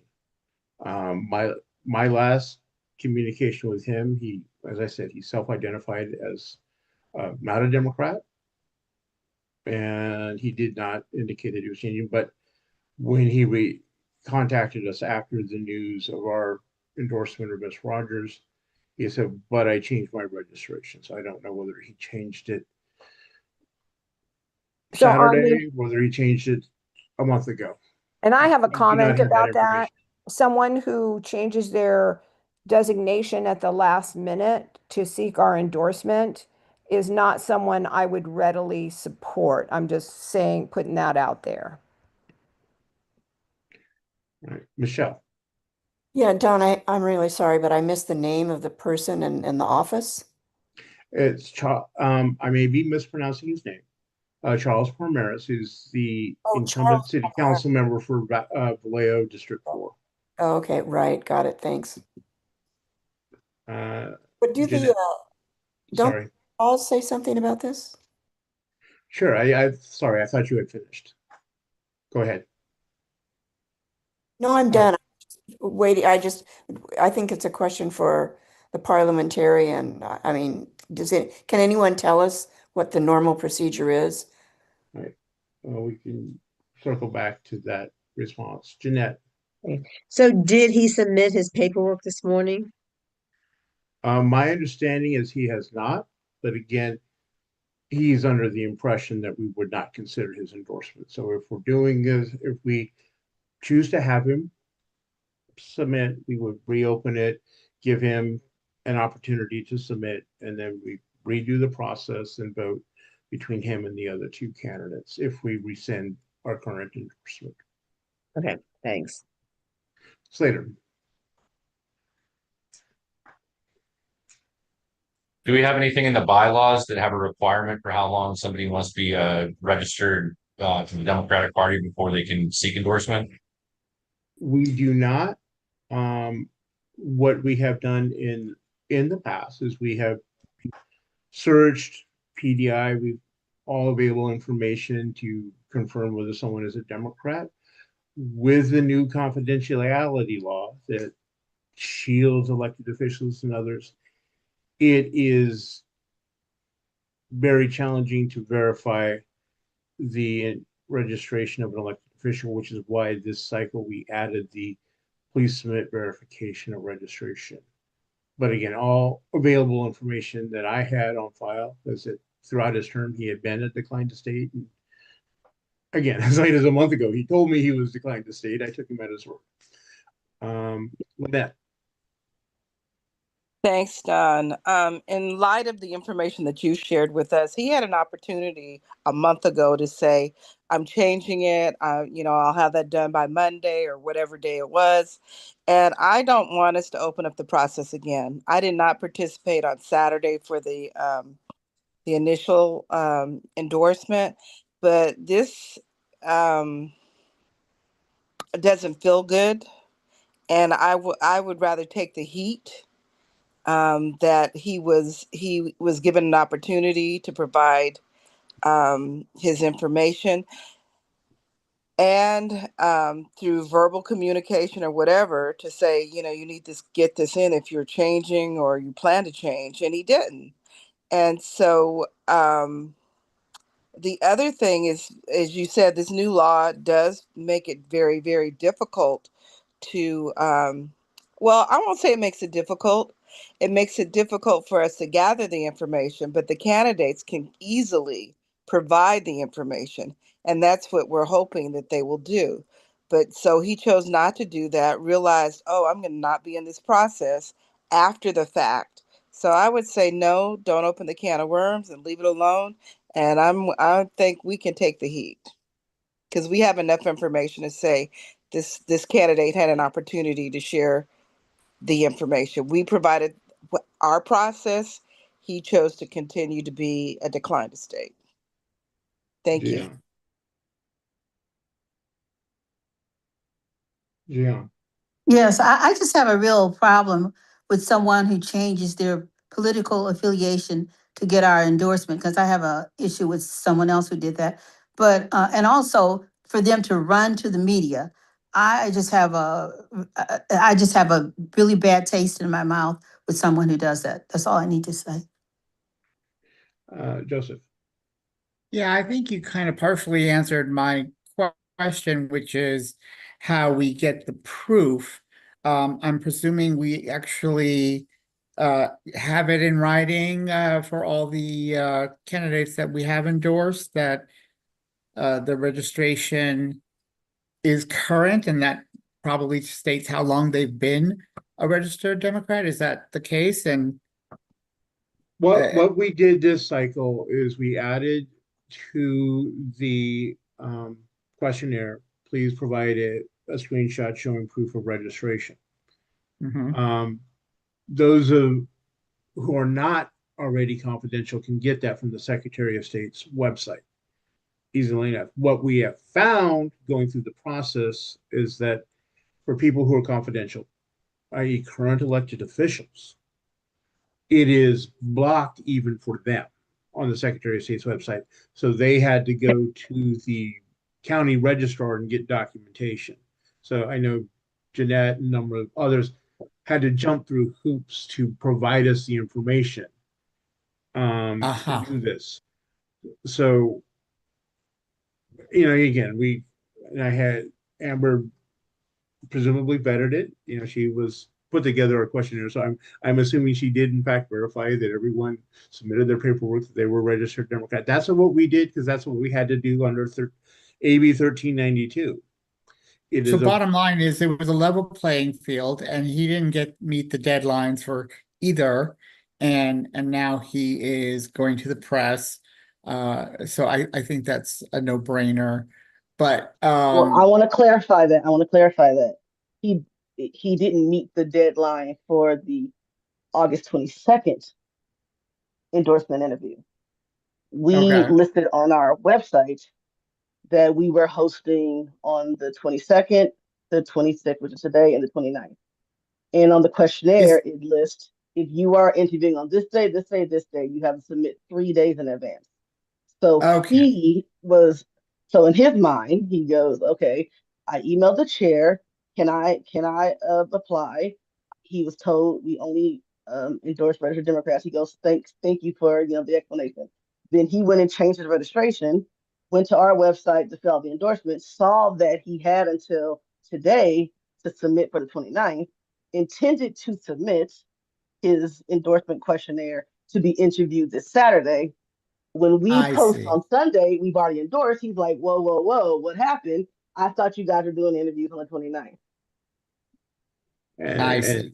and that's the most, I don't know if Amber's spoken with him directly. That's the most generous interpretation, is that he made those assumptions. And again, the flip side is, you told me we're a declined state. We have two Democrats in the race. We move forward. So it's that each of us acted on the, best case scenario, each of us acted on the information that we have, and they collided. Well, I think it's a very reasonable assumption that a Democratic Party would only endorse people who are registered in their party. So I don't think it's a stretch for us to expect that. Okay. I know I'm going to butcher it. Tazamisha? Actually, I was kind of in agreement with Joseph. I mean, I understand how he got mixed up, and I feel that's a little bit generous. We are all adults. And the fact that he didn't come back and say, hey, I'm going to change my party so that we let know. I mean, there's many ways that this could have been handled, and I just feel that it's not fair to the candidates who did everything on time. And let's be honest with ourselves, he still hasn't turned in the paperwork that he was required to turn in today. Slater? Yeah, I kind of echo everything that's been said to this point, especially the point that I think it was Lynette brought up about the precedent that this sets with people being able to party hop right before endorsement season to be able to seek out endorsements. I think this sets a horrible precedent if we just open the door to people being able to switch registrations or register.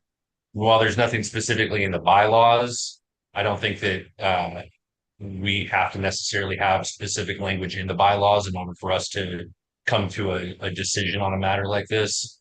And again, I think what Tazamisha just said as well. I mean, these are people who are running for elected office who are supposed to be entrusting with decision-making power. And if they can't, follow through or commit to submitting something as basic as paperwork on time and following through, it raises serious concerns about their ability to hold elected office, whether they're Democrats or Republicans or independents. Paula?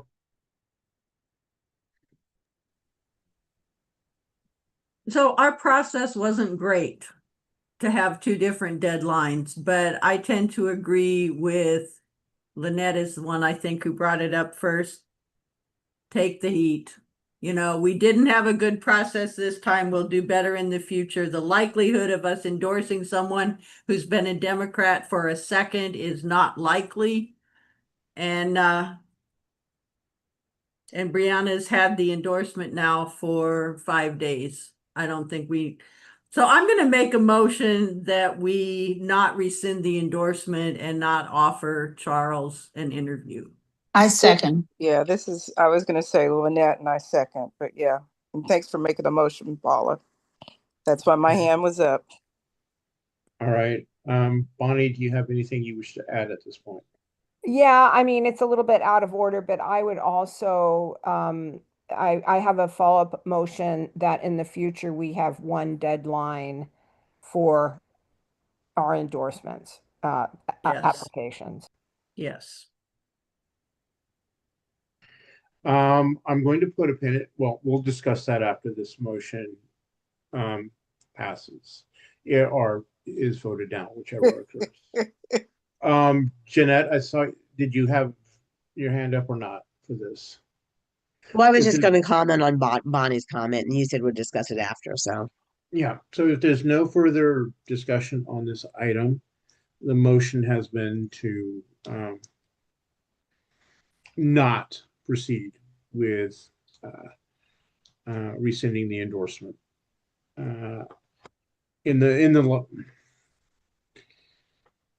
Technically, we would have needed a two-thirds vote to approve rescinding, but let me just, rather than go to a vote, does anyone wish to be on record as supporting rescinding the registration? Is there an yes to rescind the endorsement. Let me My rephrase. hand's not up for that purpose. But I do have a discussion comment. On the action whether or not to rescind. Yes. Okay. I would just say that we could also just vote whether to rescind and not meet the 2/3 majority.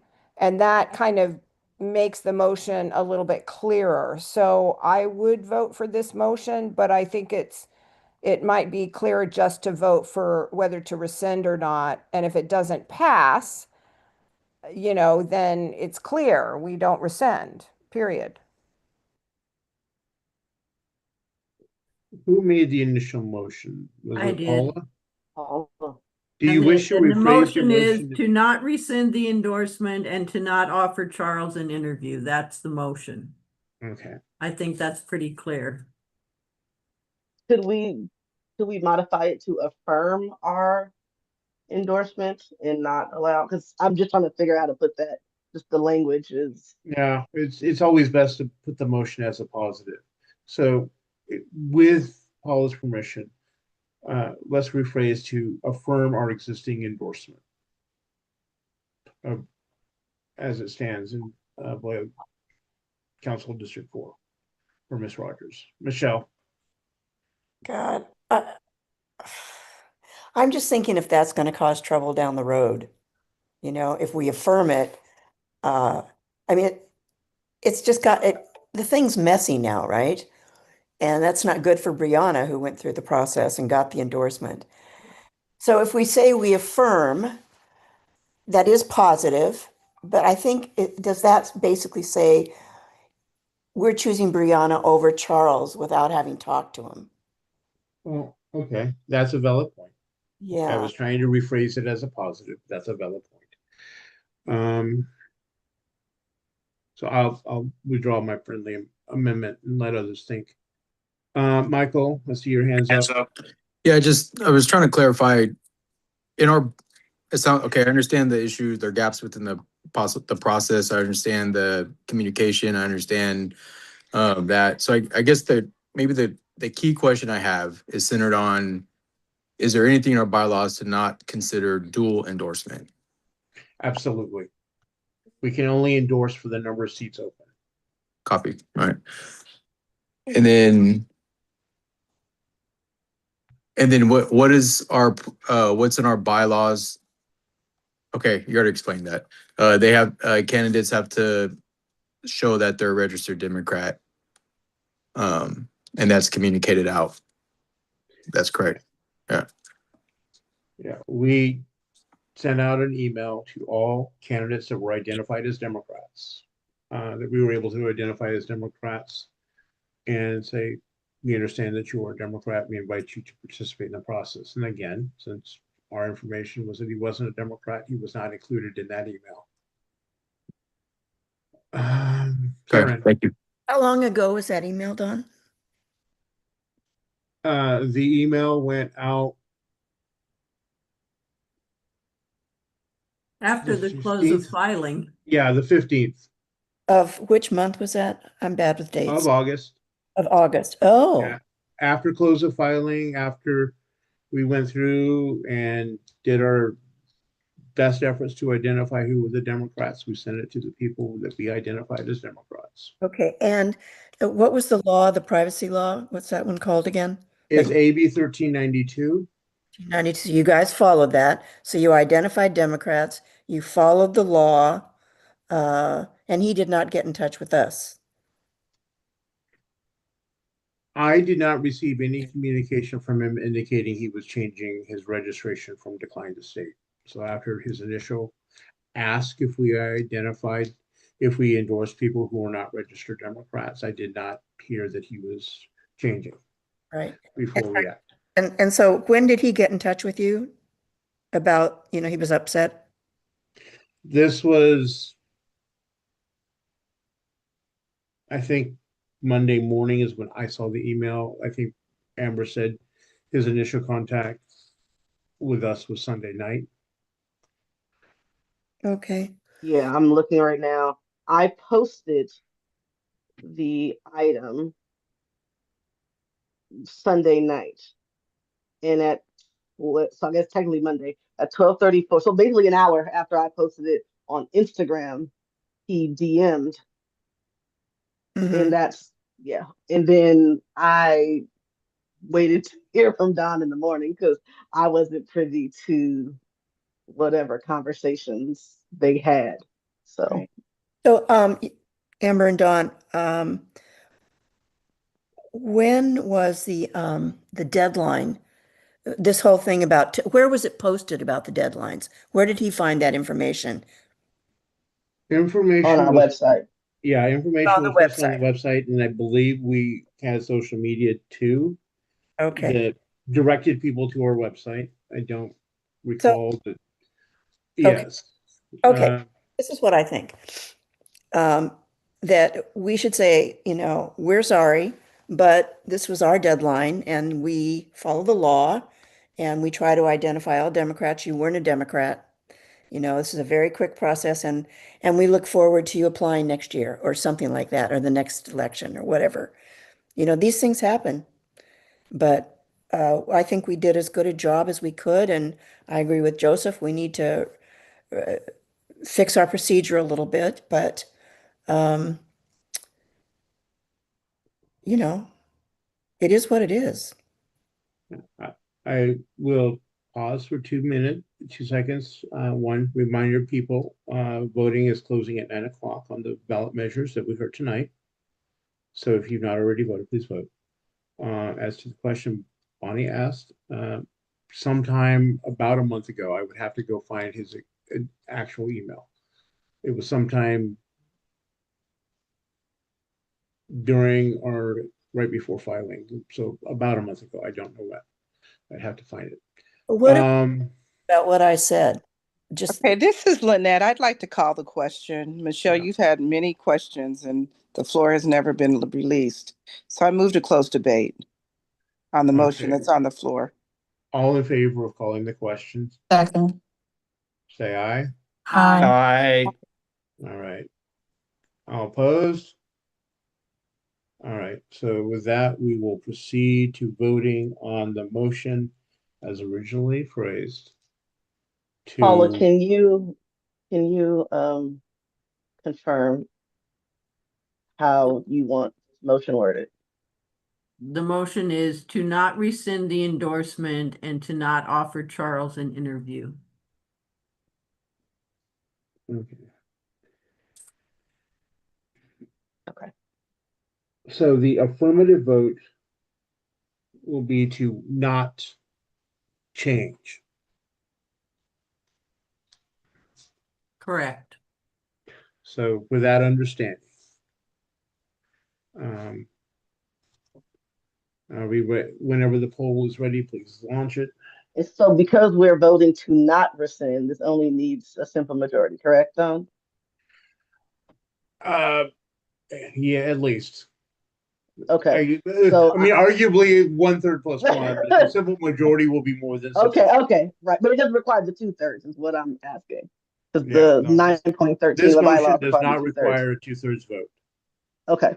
So before I launch this, please only vote if you are a member or if you are an alternate whose member is not here. Okay? Thanks.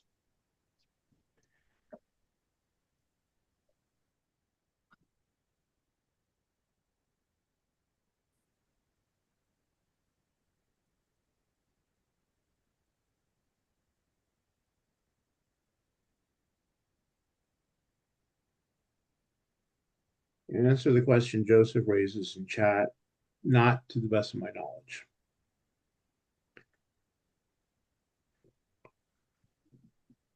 Although we have had people quit the party after not getting our endorsement.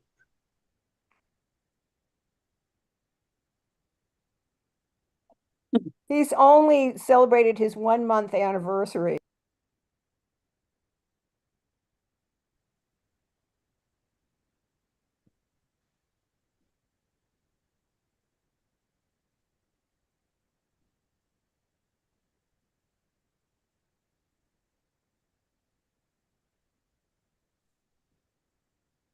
All right. Well, we will take a hit because our instructions were not crystal clear, but we can do better next time.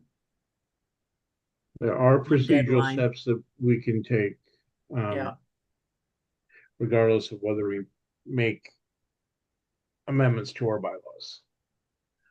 And if we go down that rabbit hole, I just will remind everyone, it took 18 months to get our bylaws approved the last time. Lynette, your hand's up first. Thank you. I think if we have multiple dates that we can say we'll be doing the interviews for Vallejo City Council on this date, so that people can meet those deadlines without having just to have everything on one day, because in the old days when we would do it, we'd go like 8 to 8 and it would just be grueling. So I don't mind having multiple dates, but we may choose to have certain races on a certain date and a deadline for those particular races as a suggestion as we move forward. Thank you. Yeah. We, in previous cycles, we have done it where council was one weekend and school board races were the other.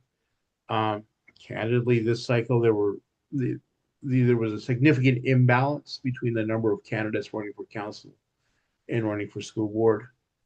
So I didn't specify it, hoping to balance it out on the national ballot. In hindsight, certainly we perhaps could have designated races, but on specific days, but it's something we can certainly work through a better process on that. Bonnie, your hand's up next. Yes, if it's not out of order or if it's appropriate, I'd like to make a motion to have only one deadline. And may I speak to that?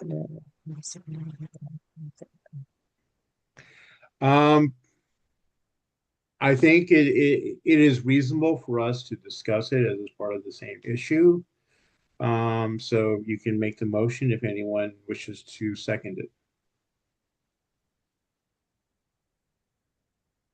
Does anybody second a one deadline for questionnaires?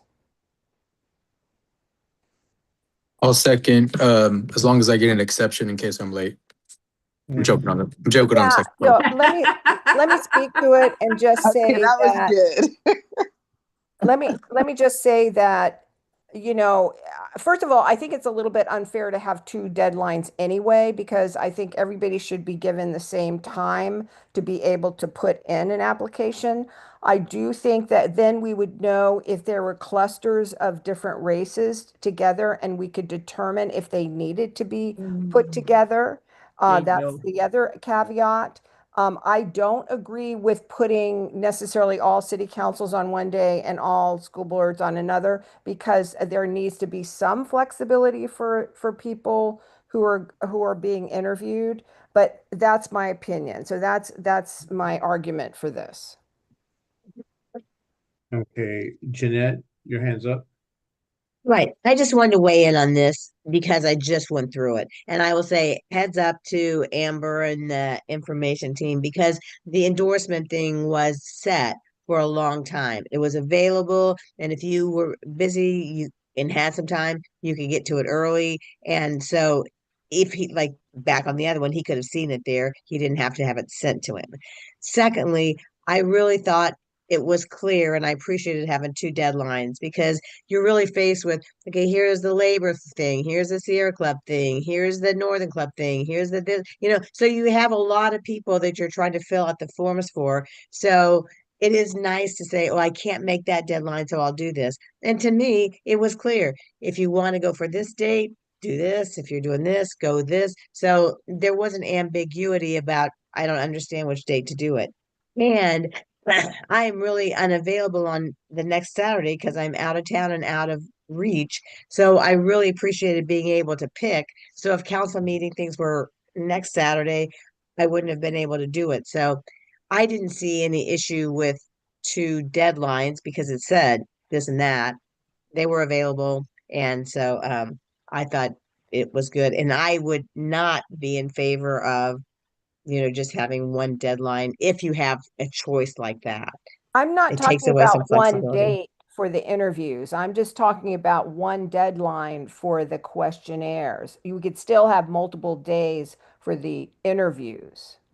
Yeah, At the and same I know, but deadline. there's not a need to have one deadline if they're only, if, you know, if the information in hand can keep track of which is which, you know, it would make it easier for them maybe, but for the candidates, it really is nice. If you're slammed with something else, or you have a long city council meeting, or you've got this, it's nice, oh, I'll do it on the second Saturday because the deadline is that. So that's just my 2 cents worth.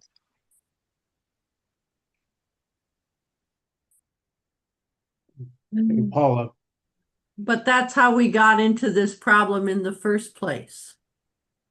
If all the questionnaires had been due last Wednesday, then we would have known Charles was a Democrat and needed to be involved in that vote.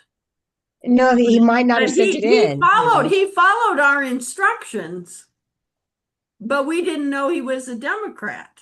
He did everything right from his standpoint. So we are going to take some heat for this because our process wasn't good, but we'll make it better. And this vote will do that. And so that's what we can go back to the press with. We've already fixed this problem. This will not happen again. All right, if that's the point. Yeah. That's Amber. I was going to say an alternative that hasn't been brought up is, you can keep the process the same, but we don't vote on the endorsements until everyone has presented. So I'm thinking about Northern Sonoma Democratic Club. We've been hearing from candidates since last month, but we are not voting on our endorsements until September when everyone has gone. And all of our meetings are streamed.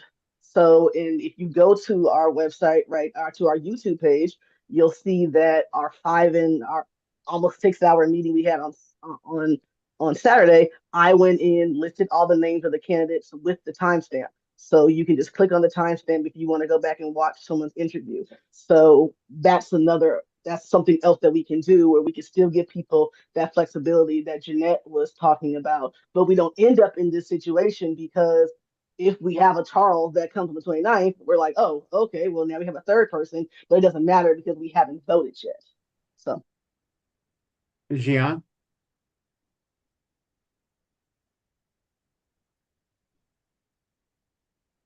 Sorry. I think there should be a deadline on when someone registers to become a member of the party.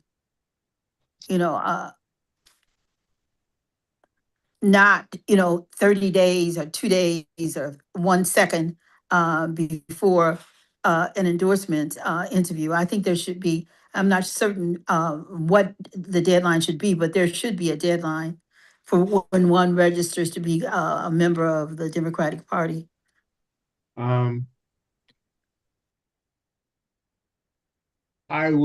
That's a perfectly valid thought. My concern would be the practicality of that. We'd be taking people at their word, which we can certainly do. Just because of the way that I don't think it gives especially with it being confidential. Confidential doesn't always tell us when the last time someone changed their registration is. But we had to think about that if we wanted to do that. And that, as Amber said, that would probably require a bylaws amendment, which we can certainly consider amending our bylaws. I think those are valid things to bring forward, whether we want to, or as adopting as a policy that moving forward, we will set a single day as a deadline for candidates to submit their questionnaires. I will ask that Bonnie bifurcate her motion so that it's a single deadline for candidates, because it takes about an extra week for ballot measure stuff to be posted. So I would agree to that friendly, I consider that a friendly amendment because that's what I'm speaking to now is the issue about candidates. But I also want to say that, gosh, I think I forgot because, oh my God. I've got this old brain. So Amber, I don't know about your proposal, but what was it? Oh, I wanted to say that I will make the assumption, I'm making an assumption to say that I'm sure there will be grace for people who reach out and say, my gosh, I'm slammed. Can I be a little bit late? I mean, I think there's flexibility if people communicate, but there was no communication here. The man changed his ballot designation and then came later because he was, saying that he wanted to do it, but didn't communicate that he had done it. And anyway, I think I think one deadline for questionnaires is appropriate. I think, okay. Paula, and then I'm going to call the question on this. Oh, I was think calling we've the all- question. Okay. Because I do think we've hashed this over well. Proposal is that moving forward with starting with our next election, whether it be the primary for 2030 or whenever our next election is, there will be a single deadline for candidates to submit their questionnaires. Is that stating the motion accurately? That's what I'm putting in the minutes. Okay. So with that, if we have that already,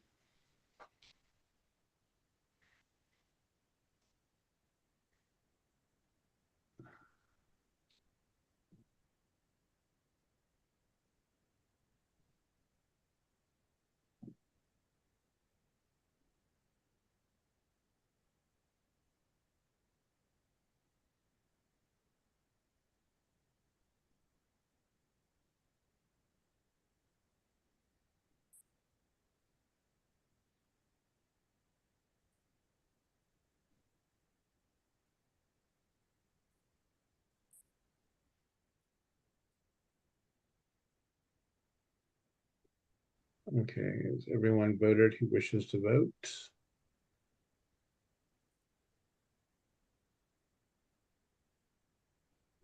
All right, we will adopt that policy and then moving forward have a single deadline.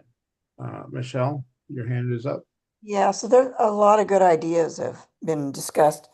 Can we set up some sort of subcommittee to go over this and come back and give recommendations to the members for next month? I we have a bylaws committee. I would recommend if members write their recommendations and send them to the bylaws committee for consideration because it is technically the bylaws and rules committee. So let's do that and submit those, and we will, with the understanding that any consideration will be tabled until after November, because I don't want to bring our current right to give endorsements questioned by the party.